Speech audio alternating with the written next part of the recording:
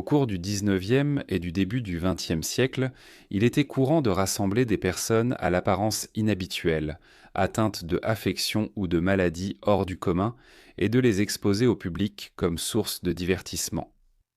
Ces personnes ont été désignées de différentes manières, bizarreries humaines, curiosités humaines, ou de façon plus offensante, comme des monstres de la nature. Dans cette vidéo, nous allons explorer tout cela et bien plus encore. Nous commençons par examiner les premiers quintuplés de l'histoire connus pour avoir survécu à la petite enfance qui ont ensuite été exposés comme une attraction touristique par le gouvernement. Les quintuplés Dionne sont nés dans la ville de Callander, en Ontario, au Canada, le 28 mai 1934. Leurs parents, deux Canadiens français du nom d'Oliva Édouard Dion et d'Elzire Dion, ont nommé les 5 filles Annette, Cécile, Émilie, Marie et Yvonne. La grossesse d'Elcée Dionne était inhabituelle. Si sa mère portait des quintuplés aujourd'hui, cela serait remarqué à un certain moment de la grossesse, grâce à une échographie.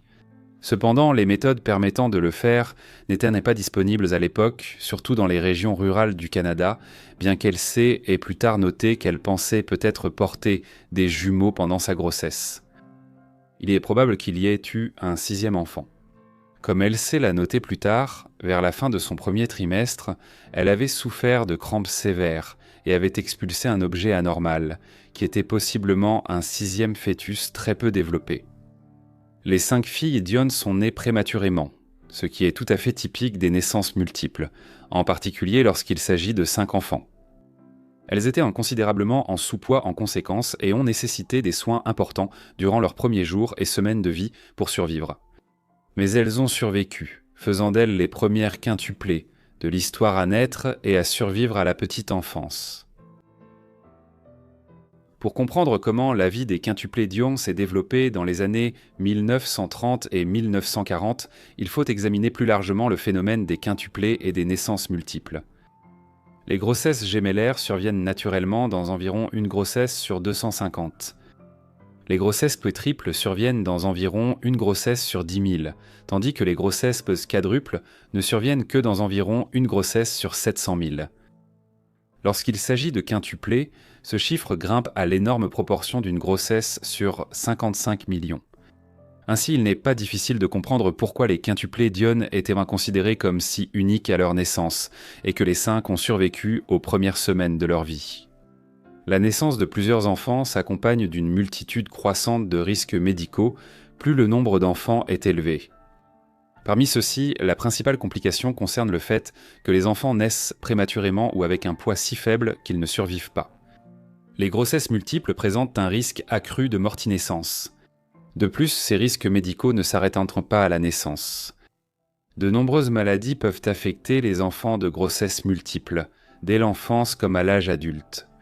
Par exemple, les 4 quadruplés prodiges nés dans le Midwest américain en 1930, quelques années avant les quintuplés Dionne, ont tous développé une schizophrénie. La paralysie cérébrale touche aussi davantage les enfants de naissance multiples. Compte tenu de tous ces facteurs de risque, il n'est pas surprenant d'apprendre que les jumeaux et les triplés avaient un faible taux de survie avant la révolution médicale des XVIIe, XVIIIe et XIXe siècles, tandis que la survie des quadruplés et des quintuplés était inconnue. Le premier groupe de quadruplés dont la survie à la naissance, pendant la petite enfance et l'enfance a été enregistrée étaient les quadruplés Gary, nés en Suisse en 1880. Les Dionne furent le tout premier cas enregistré de quintuplés ayant survécu. Et c'est cela qui les projeta sous les feux de la rampe et les rendit célèbres dès leur naissance. Les quintuplés Dionne ont aussitôt suscité l'intérêt des médias au Canada et aux États-Unis dès leur naissance. Cela s'est également rapidement transformé en litige juridique. Quelques jours après leur naissance, le père des filles, Oliva, a été approché par les organisateurs de l'exposition internationale du siècle de progrès qui se tenait à Chicago en 1933 et 1934.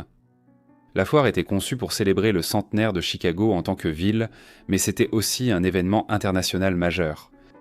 Les organisateurs voulaient maintenant exposer les quintuplés Dionne lors de l'événement. Malheureusement, Oliva Dionne a été persuadée de signer un contrat avec les organisateurs de la foire sur les conseils du docteur Alan Roy Defoe, le médecin qui avait supervisé la grossesse menée à bien. Cependant, Oliva et Élysire ont rapidement changé d'avis et Oliva a tenté de révoquer le contrat en affirmant qu'il n'était pas légalement valide puisque Élysire ne l'avait pas signé. Les organisateurs s'y sont opposés, entraînant un litige juridique. C'est dans ce contexte qu'Oliva a décidé de confier la garde des 5 filles à la Croix-Rouge au Canada afin de les protéger des organisateurs de la foire. Lui et Élysire n'avaient pas non plus les ressources financières, ni même les connaissances nécessaires pour savoir comment s'occuper de quintuplés. Malgré cet arrangement, les filles ont tout de même été envoyées à Chicago et brièvement exposées là-bas. Immédiatement après cela, le gouvernement canadien a adopté la loi sur les quintuplés Dion, qui a fait des 5 filles des pupilles de l'État canadien. Oliva Dion s'est vu accorder un siège au sein d'un conseil composé notamment du docteur Dafoe et du ministre canadien du Bien-être, David Kroll, mais il n'a jamais vraiment exercé son droit de vote dans ce conseil, et les filles sont effectivement devenues des pupilles de l'État au milieu des années 1930. Les motifs déclarés du gouvernement canadien pour séparer les quintuplés Dion de leur famille biologique étaient de s'assurer qu'elles soient bien élevées. L'argument avancé était qu'Oliva et Else Dion, disposant de ressources limitées et se trouvant dans une situation unique dans l'histoire de l'humanité, n'étaient là pas aptes à le faire. Cependant, dès le début, l'attitude du gouvernement canadien et des personnes chargées de s'occuper des 5 filles était extrêmement exploiteuse. Un hôpital, nommé l'hôpital et la crèche Dafoe d'après le docteur Dafoe, a été spécialement construit pour qu'elles y grandissent. Il était entouré de barbelés et était en fait un parc d'attractions. Les filles vivaient ici entourées de nombreux employés et recevaient chaque jour des milliers de visiteurs. Lorsque l'hôpital a ouvert ses portes pour de telles visites, en 1936, les visiteurs ont franchi les grilles d'entrée dans l'espoir d'être parmi les premiers à poser les yeux sur les quintuplés Dion. Cela se faisait dans une salle d'observation où les filles étaient placées derrière une cloison en verre. Au cours des 7 années suivantes, environ 3 millions de personnes viendraient en voir les Dion, avec jusqu'à 6 000 personnes défilant certains jours. Cela est devenu une opération extrêmement lucrative pour le gouvernement canadien. Les gens devaient payer pour entrer à l'hôpital et, en conséquence, ce qui est devenu connu sous le nom de Quintland a fini par générer plus de 50 millions de dollars en frais d'entrée. À son apogée, Quintland n'était surpassé en Amérique du Nord comme site touristique que par des endroits comme les chutes du Niagara et le champ de Gettysburg, où s'était déroulée en 1863 la bataille la plus décisive de la guerre de sécession américaine. De plus, des individus comme le docteur Dafoe en ont tiré d'énormes profits. Il a exploité sa position pour devenir l'un des médecins les plus célèbres au monde, écrivant plusieurs livres faisant la promotion de produits médicaux et alimentaires, tels que Colgate, Quaker, Halts et Lysol. Il apparaissait souvent à la radio et à la télévision, alors en plein essor. Finalement, des inquiétudes ont été exprimées concernant l'exploitation manifeste des enfants. Oliva Dion était également déterminée à obtenir la libération de ses enfants. Cependant, cela ne doit pas être vu comme une évolution entièrement bienveillante. Les parents des filles étaient tout aussi capables d'exploiter leurs enfants pour des raisons financières que le gouvernement canadien et le docteur Dafoe l'avaient en fait. Cependant, les exigences d'Oliva et Elsa Dion ne pouvaient pas être ignorées, et après une importante campagne de pression menée au début des années 1940, la garde des filles fut rendue à leurs parents en 1942. Un important fonds en fiducie avait été créé pour les quintuplés lorsque le gouvernement canadien en avait pris la garde dans les années 1930. Celui-ci avait considérablement augmenté grâce aux redevances provenant de Quintland et d'autres activités. Notamment, l'apparition des filles dans plusieurs films entre 1936 et 1938. Avec l'argent du fonds en fiducie, un grand manoir de 20 pièces a été construit pour la famille Dion, dans lequel ils ont emménagé en 1943. La vie de famille dans ce qui fut baptisé la Grande Maison s'est avérée difficile. Les quintuplés avaient d'autres frères et sœurs. Cela comprenait 5 enfants plus âgés nés entre 1926 et 1933 et 3 garçons plus jeunes nés entre 1936 et 1946. Beaucoup des vies d'Antoli dont nous parlons sur cette chaîne ont été façonnées par l'instabilité politique, l'instabilité financière et ce genre d'incertitude qui laissait aux gens très peu de contrôle sur leur avenir. En ce qui concerne l'argent, je préfère les approches structurées, surtout lorsqu'il s'agit d'investir. Parce que la vérité, c'est que l'incertitude influence encore les choix que les gens font aujourd'hui. Des études montrent que 66% des investisseurs regrettent au moins une décision d'investissement, et ce n'est pas difficile à comprendre. Sur le marché boursier, on vous demande constamment d'acheter, de vendre, d'attendre et de réagir. C'est pourquoi j'ai commencé à chercher une autre façon d'investir, une méthode qui ne nécessitait pas de surveiller le marché toute la journée. C'est à ce moment-là que j'ai découvert Mintos. Avec Mintos, je peux investir dans des prêts et gagner des intérêts. Au lieu d'essayer de prédire ce qu'une action pourrait faire, le rendement attendu pour chaque prêt est fixé à l'avance. Les paiements peuvent arriver chaque jour comme un revenu passif, rendant le processus plus stable et facile à suivre. Je peux aussi filtrer par rendement, risque, horizon temporel, pays et devise. Et pour une approche encore plus simple, Mintos propose également des portefeuilles automatisés. Les rendements moyens sur les prêts sont d'environ 11%. Et pour quiconque cherche un revenu passif, c'est un chiffre très élevé. Mintos opère depuis 2014, compte plus de 600 000 utilisateurs et est réglementé dans l'UE sous MiFID. Et en ce moment, vous pouvez obtenir un bonus allant jusqu'à 350 € lorsque vous investissez 500 € ou plus. Utilisez le lien dans la description ou scannez le code QR affiché à l'écran. Des rendements stables, pas de surprise, et en plus un bonus. Ne le manquez pas et bonne chance. Cependant, comme les quintuplés avaient repassé près de 10 ans séparés de leur famille, une distance s'était créée entre elles et les autres Dionne. De plus, comme les filles l'apprendraient un plus tard, le reste de la famille menait en réalité une vie extravagante grâce aux revenus du fonds en fiducie des filles. Pour aggraver les choses, il y eut des accusations selon lesquelles Oliva Dion, leur père, les aurait agressés sexuellement au milieu et à la fin des années 1940 ainsi qu'au début des années 1950. Les 5 sœurs ont quitté leur maison d'enfance lorsqu'elles ont eu 18 ans. Elles ont reproché à leurs parents une grande partie de leur vécu, bien qu'une grande responsabilité revenait au gouvernement canadien et à l'exploitation des quintuplés. Sans surprise, les 5 filles n'ont maintenu qu'un contact limité avec Oliva et Else et Dionne par la suite. Peu de temps après s'être émancipées de leurs parents, les 5 sont devenues 4. Émilie a décidé de devenir religieuse dès qu'elle est entrée dans l'âge adulte, mais ses premiers mois au couvent de Sainte-Agathe-des-Monts, au Québec. En tant que postulante ou novice, elle a été en proie à une série de maladies, principalement des crises d'épilepsie. Le 6 août 1954, l'une de ces crises a été si grave qu'elle en est morte étouffée. Elle n'avait que 20 ans au moment de son décès. La seule autre des 5 sœurs à être morte jeune était Marie. Le 27 février 1970, alors que les quintuplés avaient 35 ans, elle est décédée à Montréal d'un caillot de sang au cerveau. Yvonne, Cécile et Annette n'avaient pas eu de nouvelles d'elle depuis plusieurs jours et avaient appelé la police pour enquêter. Ils l'ont découverte morte dans son lit, dans son appartement. Yvonne, Cécile et Annette ont ensuite vécu longtemps. Yvonne a ensuite mené une carrière variée, travaillant tour à tour comme infirmière, sculptrice et bibliothécaire. Elle ne s'est jamais mariée et n'a pas eu d'enfant. Annette s'est mariée et a eu 3 fils, tandis que Cécile s'est également mariée et a eu 5 enfants, dont des jumeaux. Les mariages d'Annette et de Cécile ont tous fini par un divorce. En raison de leurs années traumatisantes, les Dionis avaient du mal à faire confiance et à établir des relations durables hors de leur cercle. Après l'échec de leur mariage, les 3 ont fini par vivre ensemble dans une maison à Montréal dans les années 1990. Ils ont mené campagne pour obtenir justice après les mauvais traitements subis dans leur jeunesse et ont poursuivi avec succès le gouvernement de l'Ontario en 1998. L'année précédente, ils avaient écrit à Kenny et Bobby McCoy, les parents du premier groupe de septuplés connus pour avoir survécu. Ils leur conseillaient de limiter l'attention médiatique et l'ingérence dans leur vie et celle de leurs 7 nouveaux enfants.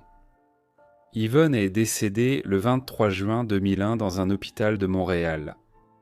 Elle avait 67 ans et avait subi une opération pour un cancer quelques jours avant son décès. Annette et Cécile sont toutes les deux encore en vie aujourd'hui et ont été interviewées ensemble à l'occasion de leur 87e anniversaire à la fin du mois de mai 2021. L'héritage des sœurs est particulier.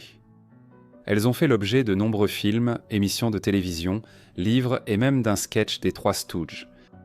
Beaucoup de ces œuvres datent des années 1930 et 1940 à l'apogée de leur célébrité, tandis qu'en 2018, la naissance des quintuplés a été reconnue comme un événement historique national officiel au Canada. Mais c'est un héritage mitigé, étant donné que les Dionne ont effectivement été maltraités et exploités par ceux qui étaient censés veiller sur elles durant leur enfance. Ensuite, nous allons aux États-Unis du 19e siècle, où une jeune fille est née d'Ipige et est devenue artiste de foire alors qu'elle n'avait que 13 ans. Joséphine Myrtle Corban est née dans le comté de Lincoln, au Tennessee, le 12 mai 1868. Ses parents étaient William Corbin, un soldat confédéré blessé, et Nancy Corbin. Le nom de jeune fille de Nancy était Silence, qui était probablement une dérivation de l'irlandais O'Sullivan, et cela a peut-être été modifié en raison du sentiment anti-irlandais qui prévalait à l'époque. Ses parents étaient d'origine modeste, et plus tard, en raison de l'anomalie médicale de Joséphine, on a supposé que ses parents étaient en réalité proches parents, et peut-être même frères et sœurs.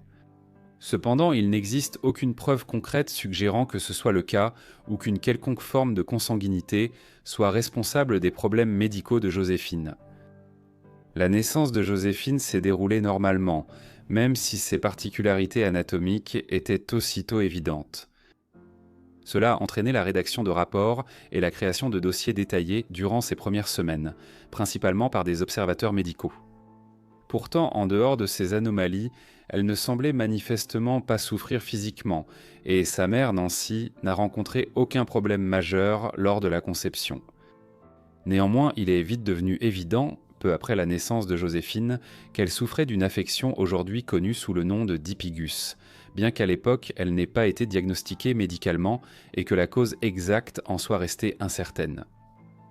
Le dipigus est également connu en latin sous le nom de Pterascata didymum, tandis qu'un nom plus cruel utilisé autrefois était monstre jumelé par le bas. C'est la forme la plus grave de ce que l'on appelle le syndrome de duplication caudale. Ceci est défini comme l'association de malformations et de duplications touchant les systèmes gastro-intestinal et génito-urinaires, ainsi que le tube neural avec apparition d'anomalies dans ces structures. La fréquence de cette affection et les raisons exactes de son apparition ne sont toujours pas entièrement connues à ce jour, mais il est largement admis qu'il s'agit d'une affection très rare. Une étude à ce sujet parue dans le Journal of the Indian Association of Pediatric Surgeons en 2014 a supposé qu'il n'existait qu'une poignée de cas confirmés, au XIXe et XXe siècle, dont Joséphine faisait partie des très rares cas. Concrètement, cela signifie que les personnes atteintes de cette condition présentent une duplication de certaines parties de la région caudale et du tube neural autour de ce que nous appelons habituellement le bassin. Le terme syndrome de duplication caudale n'a été défini dans un contexte médical qu'en 1993, il était donc totalement inconnu lorsque Joséphine est née dans le Tennessee en 1868. Dans son cas particulier, elle est née avec 2 bassins qui se présentaient de côte à côte sous sa taille. En conséquence, elle a également développé 4 jambes, 2 issues de chaque bassin. Cependant, elle n'avait ni la même force ni l'épaisseur. Les 2 jambes extérieures, à gauche et à droite, se sont développées normalement et portaient bien son poids, tandis que les 2 intérieures, plus courtes et faibles, n'avaient que 3 orteils. Ainsi, bien que Joséphine ait eu 4 jambes et un certain contrôle limité sur les 2 jambes intérieures plus faibles, elle comptait sur ses jambes extérieures plus fortes pour marcher, comme tout le monde. Néanmoins, il y avait une certaine forme de normalité dans la façon dont elle se présentait au fil des années. Par exemple, des photos d'elle datant de la fin du XIXe siècle et du début du XXe siècle indiquent qu'elle portait des bas et des bottes de forme et de style assortis. sur ses 4 pieds et jambes, bien qu'ils soient de tailles différentes, car ses pieds intérieurs étaient très petits comparés à ses pieds et jambes extérieures.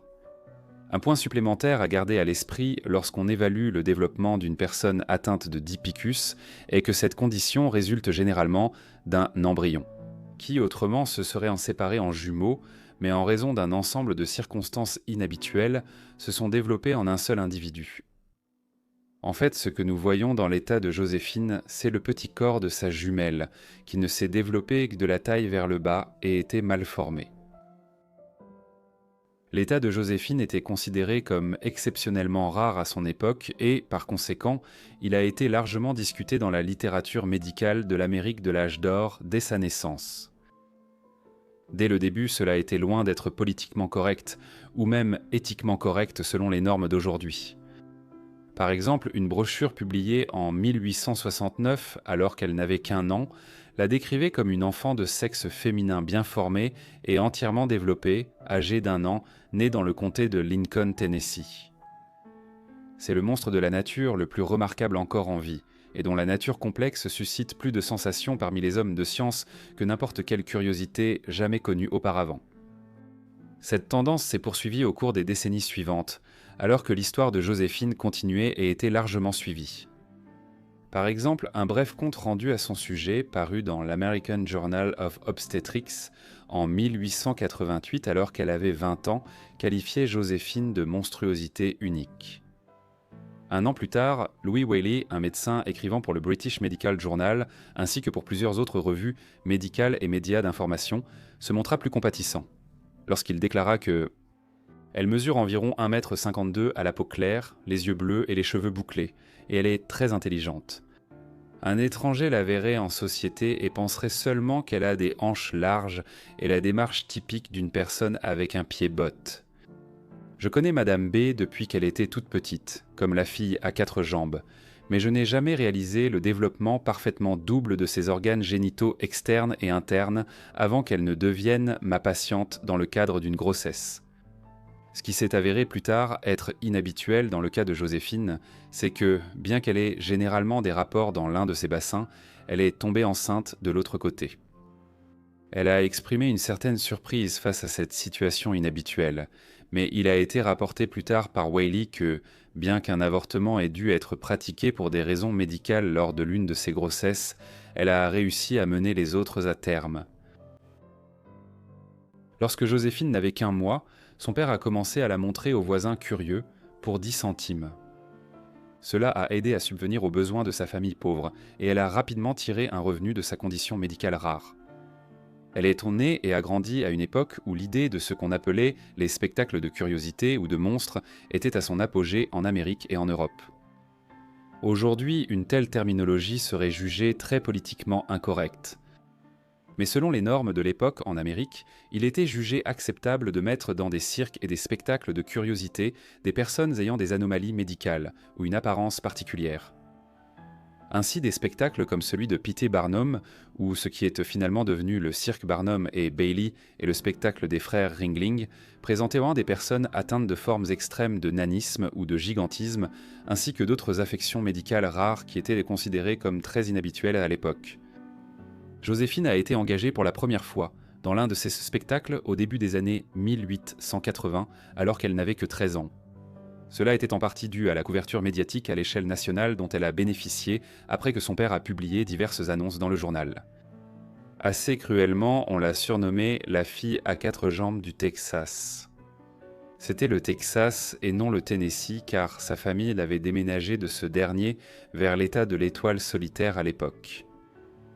Les brochures promotionnelles produites à l'époque la décrivaient comme ayant un tempérament doux comme un rayon de soleil d'été, et aussi heureuse que le jour est long. Comme si l'on s'attendait à ce que sa condition génétique lui ait aussi causé des troubles psychologiques. Mis à part tout cela, Joséphine était une artiste extrêmement populaire qui connaissait un immense succès.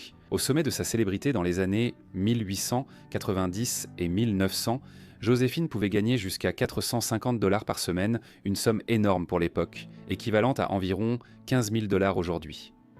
De plus, plusieurs autres spectacles à travers les États-Unis et en Europe ont commencé à développer des numéros mettant en scène ce qu'ils prétendaient être des artistes à 4 jambes pour les inclure dans leurs propres attractions. La plupart de ces numéros utilisaient tout de fausses jambes prothétiques. Malgré sa condition très inhabituelle selon les normes de la fin du XIXe siècle et le fait qu'on ne comprenait pas entièrement pourquoi elle avait développé un dipigus, Joséphine a pu mener une vie de famille tout à fait normale. À l'âge de 19 ans, elle a épousé James Clinton Bicknell. Leurs photos de mariage révèlent une union heureuse et une jeune femme qui, malgré ce qui serait autrement considéré comme une difformité, était très heureuse le jour de leurs noces. Joséphine est tombée enceinte moins d'1 an après son mariage avec James, et c'est cet événement qui a poussé le docteur Lewis Whaley, qui, comme nous l'avons vu plus tôt, a fourni l'une des premières descriptions de sa condition dans la littérature médicale, à la contacter. En 1887, il a décrit comment Joséphine souffrait de douleurs au côté gauche, de maux de tête, de fièvre et d'une perte d'appétit en raison de sa grossesse, alors qu'elle avait 2 bassins. Dans plusieurs articles publiés dans différentes revues médicales, il a expliqué sa condition, qu'il a qualifiée de très inhabituelle, ce qui a ravivé l'intérêt pour son cas à la fin du XIXe siècle. Malgré ces difficultés, Joséphine et James ont eu des grossesses ultérieures réussies, et ils ont eu ensemble 4 filles et un fils. Fait curieux, il a été rapporté plus tard que, puisque Joséphine avait effectivement 2 bassins et une partie de 2 systèmes reproducteurs, 3 de ses enfants sont nés d'une partie d'elle et 2 d'une autre. Chacun semblait avoir été relativement en bonne santé, et la nature générale de son DPJ n'a pas eu d'impact sur la vitalité de ses enfants. Malgré sa condition médicale particulière, Corbin a vécu relativement longtemps. Elle n'est finalement décédée qu'à Cleburne, au Texas, le 6 mai 1928, à l'âge de 59 ans. La cause de sa mort était une infection cutanée à streptocoque qui serait facilement traitable aujourd'hui, mais qui a entraîné sa mort à l'époque en raison du manque de connaissances sur l'utilisation des antibiotiques. L'efficacité de la pénicilline, par exemple, n'a été découverte que l'année de sa mort. Peu de temps après sa mort, elle a été enterrée dans une tombe qui a été remplie de béton. Cela peut sembler être une mesure excessive, mais c'était nécessaire à l'époque car il y avait de réelles inquiétudes que le corps de Corbin soit exhumé et exposé. Ainsi, une fois ses funérailles terminées, les membres de sa famille ont veillé près de sa tombe jusqu'à ce que le béton ait séché et qu'ils puissent être certains qu'elle ne deviendrait pas la victime d'un pilleur de tombes. Ainsi, son corps a été inhumé paisiblement, malgré plusieurs offres de la part de médecins et de collectionneurs privés prêts à payer une somme importante pour son corps. Un commentaire récent de l'auteur de son article sur thehumanmarvels.com a noté que Martha était, à tous égards, un sujet intéressant et une personne remarquable. Certaines personnes auraient pu qualifier des gens comme elle d'anomalies médicales ou utiliser d'autres termes moins flatteurs à l'époque, mais moi, je les considère comme des êtres humains incroyables, persévérants, ingénieux et merveilleux. Au XIXe siècle, les spectacles forains étaient à leur apogée et personne n'était plus connu que P.T. Barnum. L'une de ces artistes les plus célèbres était Annie Jones Elliott, la femme à barbe adorée de l'Amérique. Annie Jones Elliott est née simplement sous le nom d'Annie Jones le 14, juillet 1865 dans le comté de Smith, en Virginie. Ses parents et tous ceux qui la voyaient à cette époque étaient immédiatement frappés par son apparence. Car Annie était née avec une moustache déjà bien marquée qui commençait à pousser sur le visage et un peu de barbe autour du menton. Là où un homme développe habituellement des poils sur le visage plus tard dans la vie et au fil des semaines et des mois, cette pilosité faciale continuait de s'étendre. Qu'est-ce qui pourrait expliquer cela ? Annie souffrait très probablement d'hirsutisme ou d'une forme très proche de cette affection. L'hirsutisme est une affection qui entraîne une croissance excessive de poils sur différentes parties du corps. Cette affection est généralement due à un déséquilibre endocrinien sous-jacent, d'origine surrénalienne, ovarienne ou centrale. Ces déséquilibres peuvent entraîner une production excessive de testostérone dans l'organisme de la femme et, par conséquent, la croissance de poils sur le visage. Autrement, Annie pourrait avoir souffert d'hypertrichose, une affection similaire qui tend à provoquer une croissance intense des poils dans des parties localisées du corps. De plus, l'hypertrichose est le plus souvent congénitale et est présente dès la naissance de la personne atteinte, comme c'était le cas pour Jones. Les personnes atteintes d'hirsutisme et d'hypertrichose disposent aujourd'hui d'un éventail d'options de traitement. Cependant, ces options n'étaient pas disponibles pour des femmes comme Annie Jones, qui souffrait d'une croissance irrégulière des poils au XIXe siècle. En conséquence, les femmes à barbe étaient plus courantes dans les villes du XIXe siècle qu'elles ne le seraient aujourd'hui. De plus, dans certains cas particuliers, elles étaient au centre de ce qu'on appelait des spectacles de curiosité aux États-Unis et dans de nombreux pays européens. Il existe une longue histoire de femmes à barbe et d'autres personnes à l'apparence étrange, considérées comme des sources d'émerveillement et exhibées en spectacle. Par exemple, au XVIe et XVIIe siècle, des personnes atteintes de nanisme ou de gigantisme étaient souvent exhibées comme attractions dans les cours royales d'Europe. Plus tard, ces spectacles dans les cours royales ont servi de base aux attractions foraines du XIXe siècle. Il s'agissait en fait de cirques mettant en scène des personnes souffrant de diverses affections qui rendaient leur apparence très inhabituelle. Et à l'époque où Annie Jones est née en 1865, la femme à barbe ou la dame à barbe était un élément incontournable de ce genre de spectacle à travers l'Amérique et dans d'autres pays comme la Grande-Bretagne. À une époque où la cause de conditions telles que l'hirsutisme et l'hypertrichose n'étaient pas comprises, il n'est pas surprenant d'apprendre que les parents d'Annie étaient quelque peu troublés par l'apparence de leur fille. Cependant, leur désarroi fit rapidement place au soulagement lorsqu'une opportunité se présenta peu de temps après la naissance d'Annie. Alors qu'elle n'avait que quelques mois, la nouvelle parvint à P.T. Barnum au sujet de la fillette qui portait déjà une barbe. Barnum était un impresario américain qui était apparu à New York dans les années 1830 en tant que directeur du Grand Théâtre scientifique et musical de Barnum. Par la suite, dans les années 1840, il s'est diversifié en dirigeant le musée américain de Scudder, un lieu qui présentait des curiosités telles que le général. Tom Pouce, un nain qui, même à l'âge adulte, mesurait un peu plus de 90 cm. Et Chang et Eng, une paire de jumeaux siamois qui étaient extrêmement querelleurs. Barnum était toujours à la recherche d'une nouvelle attraction, alors lorsqu'il a entendu parler de la barbe d'Annie Jones, alors qu'elle n'était encore qu'un nourrisson, il a pris contact avec ses parents. Finalement, Annie a rejoint l'exposition new-yorkaise de Barnum alors qu'elle n'avait que 9 mois. Ses parents, qui étaient de pauvres Virginiens, ont accepté cela à condition que Barnum leur verse une somme d'argent pendant qu'Annie était dans le spectacle. Annie s'est ainsi retrouvée à New York en 1866 où elle était présentée comme l'enfant Ésaü. Le nom Ésaü était régulièrement attribué aux personnes souffrant d'hirsutisme au XIXe siècle et fait référence au personnage biblique Ésaü, qui était un petit-fils d'Abraham et le frère de Jacob. Ésaü apparaît dans le livre de la Genèse où il est particulièrement remarqué pour sa pilosité à la naissance. Les débuts à New York ont suscité beaucoup d'attention.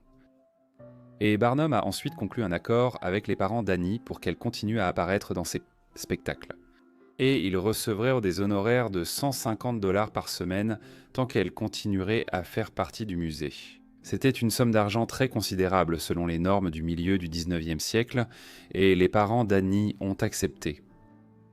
Au début, la mère d'Annie est allée vivre avec elle à New York. Cependant, en quelques mois, une urgence familiale semble avoir obligé sa mère à retourner en Virginie et Annie a été confiée à une nourrice dans la grande ville, une nourrice choisie par Barnum. C'est pendant cette période qu'Annie a été brièvement enlevée par un phrénologue. Un partisan d'une pseudoscience du XIXe siècle qui soutenait que le développement intellectuel pouvait être compris en étudiant les propriétés physiques de la tête et du torse d'une personne. Heureusement cependant, Annie a rapidement été retrouvée dans le nord de l'État de New York.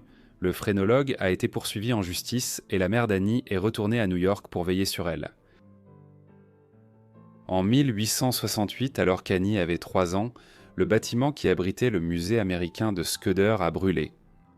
En conséquence, P.T. Barnum a décidé de prendre sa retraite, une décision qui a eu brièvement des répercussions pour Annie. Cependant, en très peu de temps, Barnum a été tenté de revenir dans le monde du spectacle, et un nouveau spectacle itinérant appelé le Grand Musée itinérant, ménagerie, caravane et hippodrome de P.T. Barnum a été créé, bien qu'il soit plus connu aujourd'hui sous le nom du plus grand spectacle du monde. Au cours des années qui ont suivi, tout au long des années 1870, Annie a parcouru l'Amérique avec ce spectacle, présenté d'abord comme l'enfant Ésaü, puis en grandissant, comme la fille à barbe, la dame à barbe et enfin la femme à barbe. Déjà à cette époque, au début des années 1870, sa moustache et sa barbe s'étaient développées en une barbe complète avec des favoris.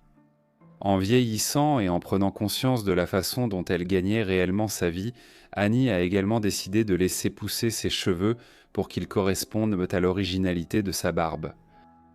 Finalement, ses cheveux atteignirent une longueur de près de 2 mètres, et elle pouvait en tenir de grandes mèches dans ses mains posées sur ses genoux. Finalement, elle acquit une telle notoriété qu'elle devint l'une des femmes à barbe les plus célèbres de son époque. Ainsi, au cours des années 1870, 1880 et 1890, Annie Jones fut photographiée et présentée dans de nombreux magazines et sur des affiches à travers l'Amérique et l'Europe. Au fil des années, Annie continua de se produire dans le spectacle de Barnum. En 1880 ou 1881, alors qu'elle était encore adolescente, Annie se maria pour la première fois. Son mari était un certain Richard Elliott, membre du cirque, non pas comme attraction secondaire, mais comme bonimenteur. Quelqu'un qui était engagé pour se tenir dehors dans la rue et proclamer à haute voix les merveilles à voir à l'intérieur afin d'attirer les passants. Elliott avait de nombreuses années de plus qu'Annie et ses parents n'approuvaient pas la relation, mais le mariage eut lieu malgré tout et Annie Jones devint Annie Jones Elliott. Malgré la désapprobation de ses parents, le mariage devait également durer 15 ans avant qu'elle et Elliott ne divorcent en 1895. Entre-temps, P.T. Barnum est décédé en 1891. Il n'avait joué qu'un rôle marginal dans le plus grand spectacle du monde pendant quelques années, car il était âgé de plus de 70 ans durant les années 1880, et le cirque avait été en grande partie dirigé pendant ces années par James Anthony Bailey et ses associés avec qui Barnum s'était associé en 1881. Ainsi, dans les années 1890 et jusqu'à son divorce, Annie traitait principalement avec Bailey après la mort de Barnum. Le divorce en 1895 a provoqué un grand bouleversement dans la vie d'Annie. Elle avait maintenant 30 ans et n'avait jamais connu d'autre vie que celle du cirque. Elle n'était pas prête à changer de profession, mais elle a commencé à exprimer des inquiétudes concernant l'utilisation du terme « spectacle de phénomène » pour décrire le genre de cirques itinérants qu'elle avait côtoyé toute sa vie. Dans les années qui ont suivi, elle a mené une vaste campagne pour tenter de convaincre des personnes comme Bailey et les responsables d'autres grands cirques américains, comme les frères Ringling, d'abandonner l'utilisation du mot « phénomène » dans leurs spectacles. C'est également peu de temps après l'échec de son premier mariage et son divorce qu'Annie a épousé William Donovan, qui, comme Elliott, était un bonimenteur ou un annonceur qui restait à l'extérieur pour attirer les clients. Annie connaissait Donovan depuis leur enfance, ayant grandi ensemble dans le cirque, et l'évolution de sa relation avec lui semble avoir conduit directement à son divorce avec Elliott. Cela a entraîné d'autres changements et peu de temps après, elle et William Donovan se sont mariés. Le couple nouvellement marié a alors quitté le cirque Bailey et Barnum et a décidé de se lancer seul en duo. Ils ne seraient pas aussi connus que le cirque qu'ils venaient de quitter, mais ils ont eu leur propre indépendance pendant un certain temps, voyageant non seulement en Amérique mais aussi en Europe. Donovan est décédé seulement 4 ans après leur mariage, et privée de son mari et partenaire d'affaires, Annie a décidé de retourner dans un environnement familier et a réintégré le cirque Bailey et Barnum en 1900. Elle a poursuivi son activisme contre l'utilisation du mot « phénomène » dans les cirques de curiosité, mais son action dans ce domaine a été interrompue seulement 2 ans plus tard. Alors qu'elle rendait visite à sa mère à Brooklyn en 1902, elle est tombée malade. Son état s'est rapidement détérioré à cause de ce qui était presque certainement une forme agressive de tuberculose. Lorsqu'elle est décédée le 22 octobre 1902, elle n'avait que 37 ans. Les soi-disant spectacles de curiosité auxquels elle avait participé toute sa vie ont continué à être une caractéristique des cirques et des spectacles américains et européens pendant encore 30 ans, mais à partir des années 1920, ils sont progressivement devenus moins populaires à mesure que notre compréhension scientifique de problèmes comme l'hirsutisme s'est améliorée et que les gens sont devenus plus compatissants envers de telles anomalies. Pour notre prochaine histoire, nous allons en Angleterre, où une femme du 19e siècle a rejoint une attraction foraine en tant que soi-disant femme la plus laide du monde, afin de pouvoir subvenir aux besoins de ses enfants. Mary Ann Bevan est née sous le nom de Mary Ann Webster à Palestine, dans l'est de Londres, le 20 décembre 1874. Elle était l'un des 8 enfants d'une famille pauvre. À l'âge adulte, elle a commencé une formation d'infirmière. Une profession qui avait connu un essor dans la seconde moitié du XIXe siècle en Grande-Bretagne, grâce aux réformes des pratiques infirmières introduites par Florence Nightingale dans les années 1850 et 1860. Mary avait terminé sa formation à la fin des années 1890 et, en 1900, travaillait comme infirmière à Londres. Les photos d'elle prises à cette époque révèlent qu'elle était une jolie brune. En 1903, Mary Ann a épousé Thomas Bevan, un marchand de fruits et légumes londonien qu'elle fréquentait depuis quelque temps. Ainsi, Mary Ann Webster est devenue Mary Ann Bevan. Ils ont rapidement fondé une famille et au début des années 1910, ils avaient 4 enfants. Mais en 1914, Thomas est décédé prématurément, ce qui a été un coup dur pour Mary Ann, tant sur le plan économique que, bien sûr, sur le plan émotionnel. Ainsi, elle devait désormais élever seule leurs jeunes enfants, et il n'était pas très aisé. De plus, vers 1906, Mary Ann avait commencé à souffrir d'une maladie rare appelée acromégalie. L'acromégalie est un trouble de l'hypophyse, l'organe qui régule la production d'hormones chez l'être humain. La maladie est causée par une surproduction d'hormones de croissance. C'est un problème limité chez les patients plus jeunes qui sont encore en croissance, mais une fois que les personnes atteignent l'âge adulte, leur cartilage de croissance commence à se fermer. S'ils développent l'acromégalie, la production excessive d'hormones de croissance les fait recommencer à grandir. Désormais, les cartilages de croissance sont en grande partie fermés, provoquant des anomalies corporelles et de fortes douleurs chez le patient. Dans plus de 95% des cas, la cause sous-jacente de la maladie est une tumeur bénigne qui s'est développée sur la glande pituitaire, appelée adénome hypophysaire. Elle touche environ 6 personnes sur 100 000 et commence généralement à apparaître à l'âge mûr. Les symptômes de la maladie commencent généralement par l'élargissement des pieds et des mains, puis évoluent vers des déformations et une expansion du visage et d'autres parties du corps, comme chez Mary Ann Bevan. Des douleurs articulaires, des maux de tête récurrents et une voix souvent plus grave apparaissent ensuite. Des traitements existent aujourd'hui pour l'acromégalie. La chirurgie peut être utilisée pour tenter de retirer la tumeur de l'hypophyse. Cependant, comme cela nécessite une chirurgie cérébrale, les médicaments et la radiothérapie sont les traitements de première intention privilégiés. Malheureusement, à l'époque de Mary Ann Bevan, on savait peu de choses sur la maladie et il n'existait aucun traitement efficace de quelque nature que ce soit. Elle a donc dû continuer à avancer malgré le fait que cela commençait à affecter sa vie quotidienne. Mary Ann avait commencé à présenter les premiers symptômes de la maladie vers 1906. Comme c'est courant avec ce trouble hypophysaire, ses mains et ses pieds ont d'abord semblé enflés, puis les dommages physiques causés par la maladie se sont aggravés au fil des années. Elle semble avoir quitté son emploi d'infirmière à la fin des années 1900 ou au début des années 1910, alors que ses traits du visage et d'autres parties de son corps devenaient de plus en plus déformés. Thomas Bevan, qui était dévoué à sa femme, ne semblait pas s'en soucier et était heureux qu'elle reste à la maison si c'était ce qu'elle préférait pour faire face à l'apparition de la maladie.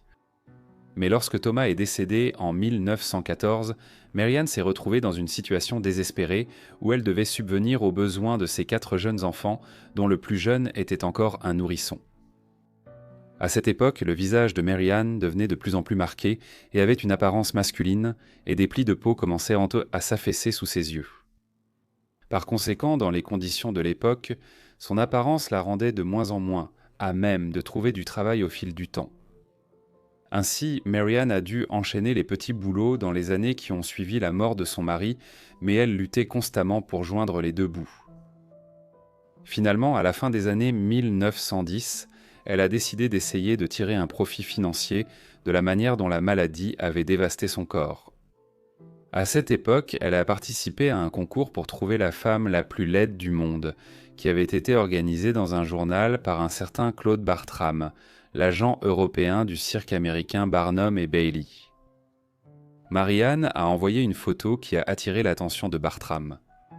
Il a contacté Bevan et lui a proposé un emploi au cirque Barnum et Bailey aux États-Unis. Marianne était d'abord réticente, mais elle a finalement accepté lorsqu'on lui a proposé 10 livres par semaine pendant 1 an. En plus de ses frais de voyage couverts, elle touchait aussi de l'argent grâce à la vente de cartes postales à son effigie au cirque. Avec cet argent, elle pourrait désormais financer l'éducation de ses enfants. Le cirque Barnum et Bailey n'était qu'un des nombreux spectacles organisés à travers l'Amérique et dans d'autres pays au XXe siècle, qui aujourd'hui seraient considérés comme insensibles et totalement politiquement incorrects. Ces spectacles mettaient en scène des personnes considérées comme des curiosités, généralement en raison d'une anomalie ou parce qu'elles étaient victimes d'une maladie ou d'un trouble génétique, comme ce fut le cas de Marianne Bevan. Par exemple, ces spectacles pouvaient les présenter des géants et des nains souffrant respectivement de gigantisme ou de nanisme, ou encore inclure des jumeaux siamois et des albinos, ou des personnes nées sans un membre ou ayant un tour de taille très important. C'est dans ce type de spectacle que Marianne Bevan allait se produire pendant les années suivantes en Amérique. Au début, son travail consistait en une tournée dans le Hampshire, en Angleterre, mais elle fut rapidement contactée par le directeur du cirque en Amérique pour venir s'y produire. En conséquence, elle partit de Southampton pour l'Amérique en 1920. Là-bas, elle découvrit qu'elle travaillait en réalité pour le cirque des frères Ringling. Le cirque des frères Ringling avait été fondé pour la première fois dans le Wisconsin en 1884 par les 5 frères Ringling, fils d'immigrants allemands en Amérique. En 1919, peu de temps avant l'arrivée de Bevan en Amérique, il a fusionné avec le cirque Barnum et Bailey. Le cirque ainsi formé a commencé à être présenté comme le plus grand spectacle du monde. Ainsi, lorsqu'elle s'était présentée dans leur spectacle, Bevan faisait partie d'un cirque mondialement célèbre du début du XXe siècle. Elle a rapidement acquis une certaine notoriété dans les spectacles annexes en Amérique, apparaissant dans plusieurs journaux qui la décrivaient comme la femme la plus laide du monde. En quelques mois, Bevan est devenue l'une des vedettes du spectacle et elle a même rapidement figuré dans les pages du magazine Time. Cela a été aggravé par la décision de l'habiller pendant le spectacle avec des vêtements d'homme ou des habits peu attrayants, de manière à la faire paraître plus masculine et à accentuer les ravages que la maladie avait causés sur elle. Grâce à cette notoriété, le cirque des frères Ringling a gagné plus d'argent et Bevan en a reçu une part substantielle. En 1923, on dit qu'elle avait gagné environ 21 000 livres pendant son séjour aux États-Unis, une somme qui équivaudrait aujourd'hui à bien plus d'un demi-million de livres. Mais on ne peut que se demander quel a été l'impact émotionnel et psychologique d'être exposée comme une curiosité humaine au cirque, soir après soir, sur elle durant toutes ces années. Marianne est retournée en Europe en 1925 pour participer à un spectacle à Paris, mais finalement, elle a pris la décision de déménager ses enfants à New York. Avec l'argent qu'elle a gagné, elle a pu envoyer ses 4 enfants en pension et leur permettre de vivre dans un confort relatif. Elle a continué à travailler périodiquement au spectacle Colony Island Dreamland à Brooklyn. En 1927, Bevan est devenue patiente de Harvey Cushing, un neurochirurgien et pathologiste américain éminent qui a été un pionnier de la chirurgie cérébrale au début du XXe siècle. Cushing n'a pas pu apporter grand-chose comme remède à Bevan, mais il a écrit une lettre vigoureuse au magazine Time en réponse à l'article qu'il avait récemment publié sur Bevan. Il y déclara que cette malheureuse femme est exposée dans le spectacle de curiosité de Ringling Brothers, entre la femme obèse et la merveille sans bras, et qui porte des chapeaux en dentelle blanche, des moufles en laine et des chaussures montantes à lacets. À une histoire qui est loin d'être amusante. Elle était auparavant une jeune femme vigoureuse et jolie, mais elle est devenue la victime d'une maladie appelée acromégalie. Étant médecin, je n'aime pas penser que Time puisse se montrer frivole face aux tragédies de la maladie. Marianne Bevan est finalement décédée en 1933. Si elle est traitée aujourd'hui, l'acromégalie n'affecte pas gravement l'espérance de vie. Mais au début du XXe siècle, les personnes atteintes voyaient généralement leur espérance de vie réduite de 10 à 15 ans. Ce fut le cas de Marie-Anne Bevan, qui est décédée le 26 décembre 1933, quelques jours seulement après son 59e anniversaire. Heureusement, ses enfants ont exaucé son dernier vœu et l'ont ramenée en Angleterre pour qu'elle y soit enterrée. Elle avait été enterrée au cimetière de Brockley et Ladywell à Lewisham, dans le sud-est de Londres. Il convient de noter que sa disparition a peut-être été accélérée par un sérieux problème d'alcool dans ces dernières années. Un problème qui a sans doute été aggravé par sa maladie et par la manière dont elle a été ridiculisée presque quotidiennement pendant des années. L'histoire de Marianne Bevan a été périodiquement racontée à nouveau au cours des plus de 80 ans qui ont suivi sa mort. Cela est dû à la fois à la notoriété qu'elle a brièvement eue en Amérique dans les années 1920, et aussi parce que son histoire est révélatrice de l'attitude plutôt insensible que la société avait envers les personnes présentant des anomalies physiques, et ce, aussi récemment que dans les années 1920. Parfois, Marianne Bevan réapparaît dans la culture populaire de manière encore plus déplacée. Au début des années 2000, le grand fabricant de cartes et entreprise de papeterie Hallmark a commencé à vendre une carte d'anniversaire se moquant de la femme la plus laide du monde. Elle montrait une photo de Marianne Bevan et évoquait une émission de rencontre de l'époque où les participants devaient en choisir entre 3 candidats qu'ils ne pouvaient en pas voir. L'idée était que le participant choisissait la porte numéro 3, derrière laquelle Marianne Bevan attendait. La carte d'anniversaire a été aperçue en vente à Londres en 2006 par le docteur Wouter de Herder, un endocrinologue consultant néerlandais du centre médical Erasmus à Rotterdam, aux Pays-Bas. De Herder était en visite au Royaume-Uni pour le travail et avait récemment rédigé un article de recherche qui faisait référence à la vie de Bevan et à ses luttes contre l'acromégalie. Il a été consterné par la carte et s'est plaint auprès de Hallmark en disant, je cite, « Je ne pense tout simplement pas qu'il soit correct, en 2006, d'utiliser son image pour créer une carte d'anniversaire de mauvais goût. Je pense que cette carte est insultante pour tous les patients qui souffrent de la même maladie. » Hallmark a accepté à contre-cœur qu'il était mal de faire d'une femme malade la cible d'une blague, mais ils ont seulement arrêté la production future et ont refusé de retirer de la circulation les cartes déjà produites. Comme l'a dit Robert Knudson, le directeur général de la Pituitary Network Association, un groupe qui se concentre sur le soutien aux personnes atteintes de maladies liées à l'hypophyse. Comme l'acromégalie, il a ensuite commenté « Tirer profit de la misère et du malheur des autres est honteux. C'est la cupidité des entreprises poussée à son plus bas niveau. » Ainsi, Marianne Bevan était une femme qui, malgré toutes ses difficultés, a réussi à tirer le meilleur parti de sa situation, même si c'était à ses propres dépens. Elle a gagné de l'argent et offert à ses enfants un avenir plus radieux et plus d'opportunités que dans sa jeunesse.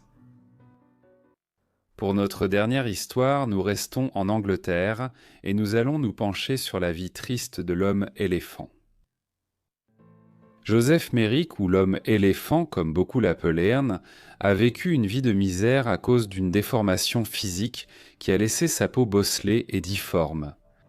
Il a été rejeté par ses proches et considéré comme un monstre par d'autres à cause d'affections dont il n'était pas responsable.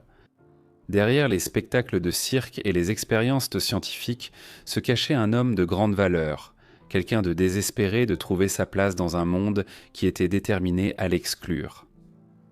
Il est né le 5 août 1862 à Leicester, en Angleterre, de parents Joseph et Mary Jane Merrick.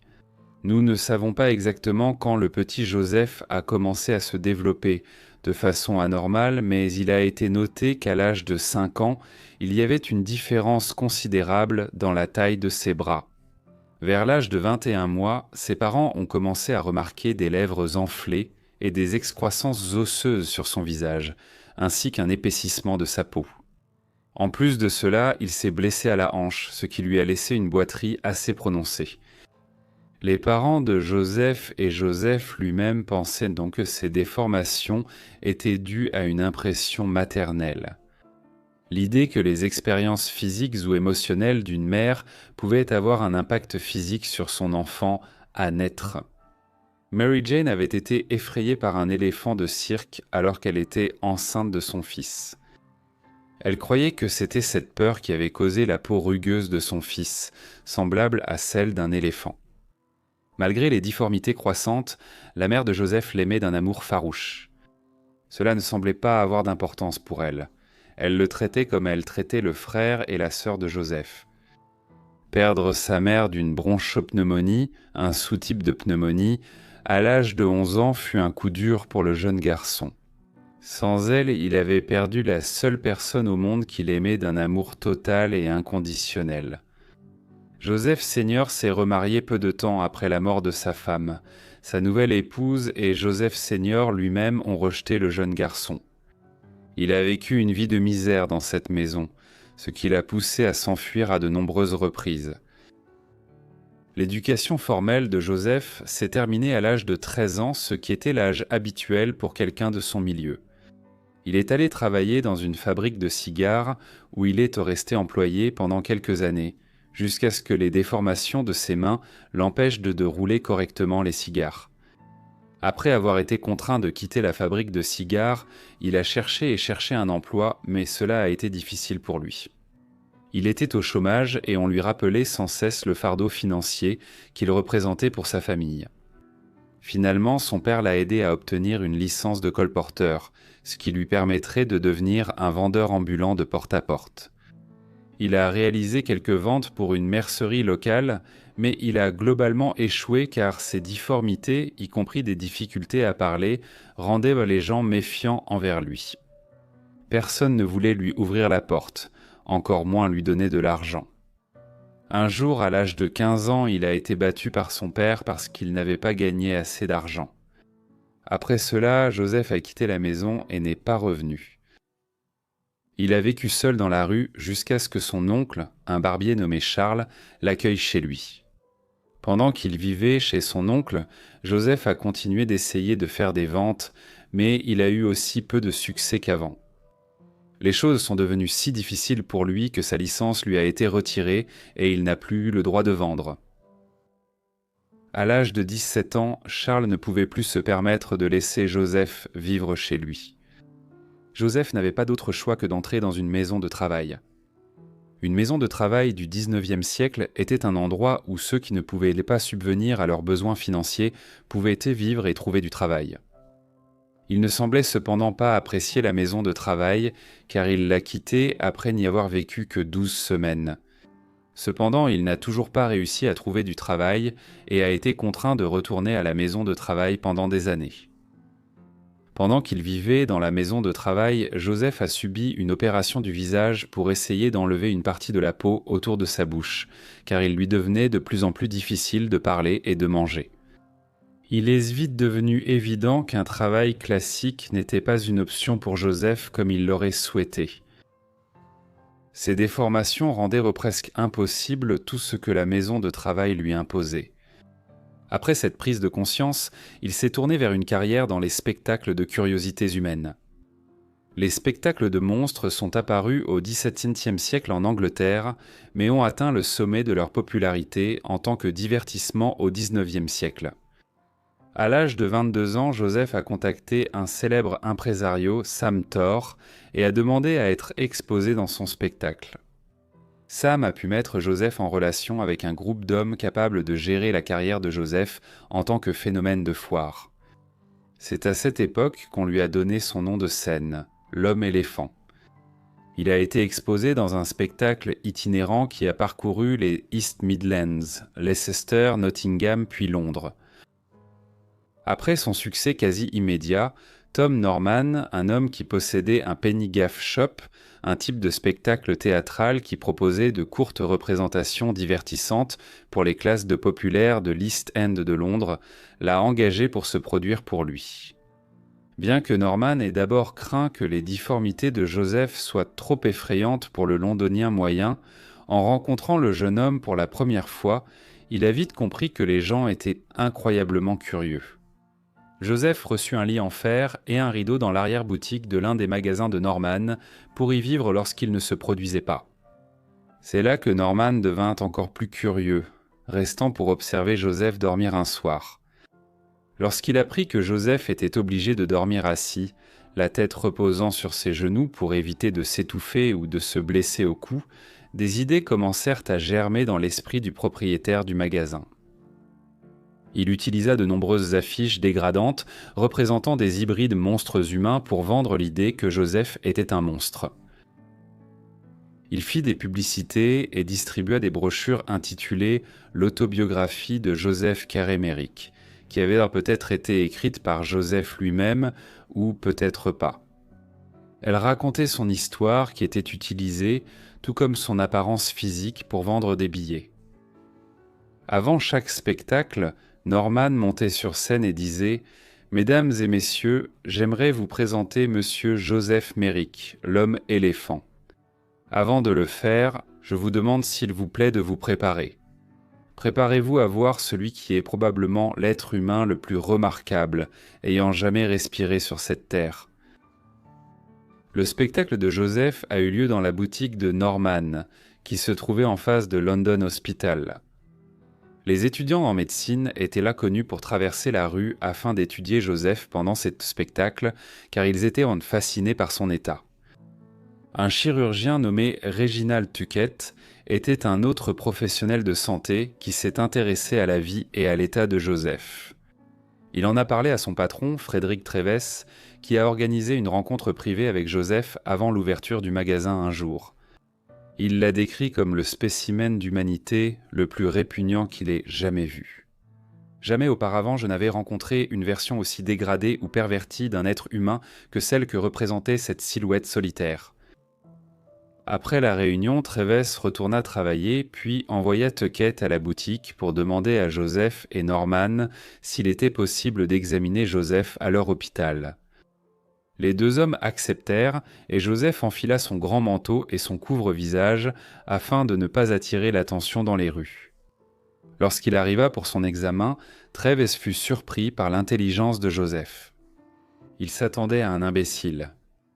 Il observa les caractéristiques physiques, notant que le tour de tête de Joseph était de 36 pouces, celui de son poignet droit de 12 pouces, et que l'un de ses doigts mesurait 5 pouces de circonférence.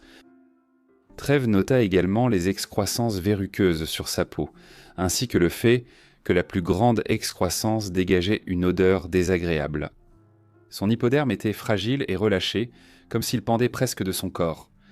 Sa hanche ne faisait qu'empirer avec le temps, et sa boiterie devenait encore plus prononcée. Lors de cet examen et des examens suivants, il a été piqué et palpé jusqu'à ce qu'il ne puisse plus le supporter.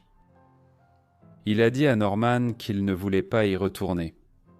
Il a continué à travailler avec Norman, se produisant dans des spectacles jusqu'à ce que ce genre de spectacle tombe en désuétude.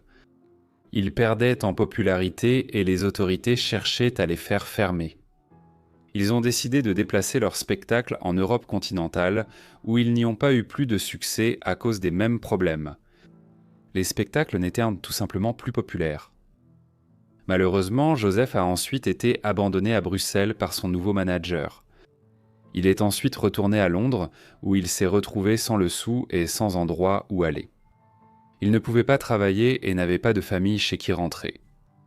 Lorsque des inconnus ont essayé de l'aider, il ne pouvait pas le comprendre à cause de son élocution inintelligible.